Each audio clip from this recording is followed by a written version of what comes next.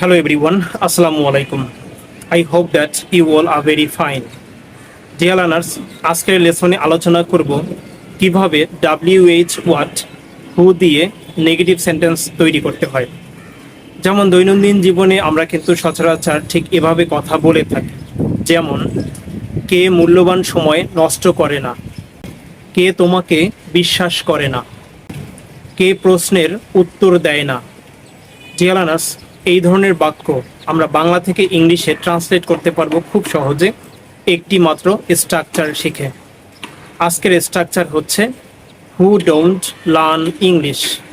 এর অর্থ হচ্ছে কে ইংরেজি শিখে না। সুতরাং WH ওয়াট হু দিয়ে আমরা এখন থেকে খুব সহজেই কোশ্চেন তৈরি করতে পারবো কিংবা অন্যকে কোশ্চেন করতে পারবো। ডিয়ার লার্নার্স, এই স্ট্রাকচারের ভার্ব এবং অবজেক্ট পরিবর্তন করে আমরা কিন্তু একাধিক সেন্টেন্স তৈরি করতে পারি খুব সহজেই। কিভাবে আমরা একাধিক সেন্টেন্স তৈরি করব, এক্ষেত্রে আমি কিছু এক্সাম্পল সেন্টেন্স ব্যবহার করছি যাতে তোমাদের বুঝতে সুবিধা হয়।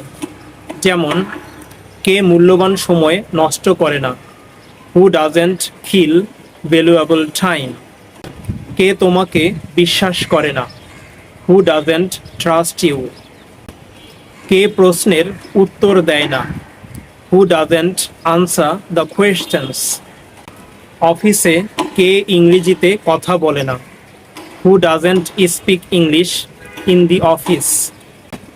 কে সন্ধ্যায় পড়তে বসে না, who doesn't sit to read in the evening. কে দরজা খোলে না, who doesn't open the door. কে জানালা বন্ধ করে না, who doesn't close the window. কে তাদেরকে পার্টিতে আমন্ত্রণ জানায় না, who doesn't invite them in the party. কে তোমার সাথে নিয়মিত দেখা করে না, who doesn't meet you every day. Dear learners, তোমরা নিশ্চয়ই বুঝতে পেরেছো কিভাবে এই স্ট্রাকচার দিয়ে একাধিক সেন্টেন্স তৈরি করতে হবে। ঠিক একইভাবে তোমরাও একাধিক বাক্য তৈরি করো, চর্চা করো। Thanks for watching.